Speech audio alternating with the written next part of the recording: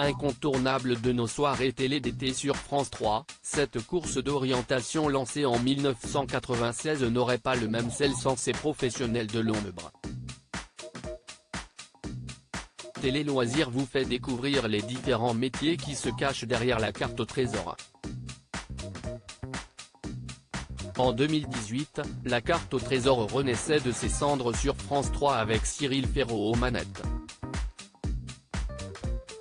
Depuis, le jeu perdure avec le même principe, deux concurrents s'affrontent dans une course d'orientation au cœur d'une région française, pour accéder à un trésor d'une valeur de 5 000 €. C'est une émission compliquée à produire. Des contraintes comme des aléas météo peuvent nous obliger à tout changer au dernier moment, explique Pierre-Antoine Boucli, le producteur. Ils sont une quarantaine à œuvrer dans l'ombre de ce programme mythique. Portrait de 4 d'entre eux. La carte au trésor, qui écrit les énigmes du jeu de Cyril Ferraud sur France 3, Yves Maillard est le taulier de la carte au trésor.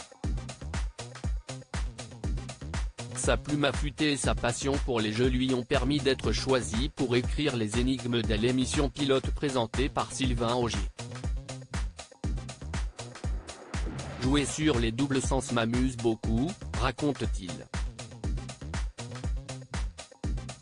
Avant d'être soumises aux candidats, ces phrases mystérieuses sont souvent testées auprès des locaux, s'ils ne les comprennent pas, on les change, même au dernier moment. Les ingrédients d'une bonne énigme ? Une phrase courte qui perd le candidat mais pas trop, et amuse le téléspectateur. Il confie, ça se joue parfois à un mot ou une virgule. C'est un travail d'orfèvre. Cyril Ferraud a un pilote d'hélicoptère attitré dans la carte au trésor. En dehors de ce jeu, Félix Claro, spécialisé dans la captation d'images en hélicoptère. En dehors de ce jeu, il s'illustre dans des émissions, des racines et des ailes, et événements sportifs, les 24 heures du Mans. Présent depuis les débuts de Cyril Ferraud partage une belle complicité avec l'animateur, on n'a pas besoin de se parler pour se comprendre, un regard suffit.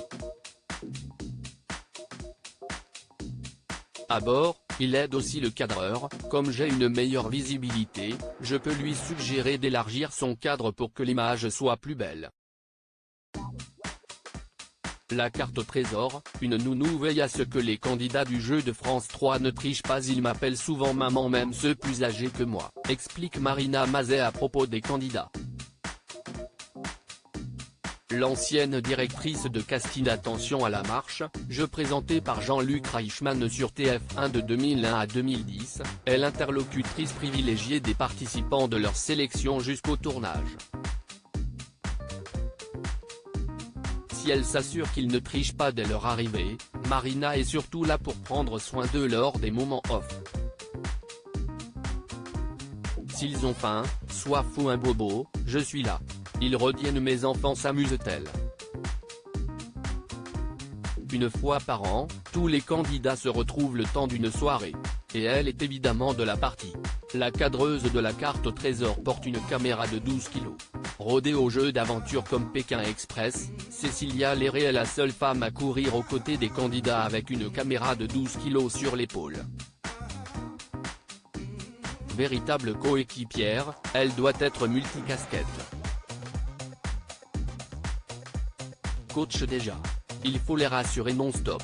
S'ils ont perdu une énigme, ils peuvent se décourager, explique-t-elle.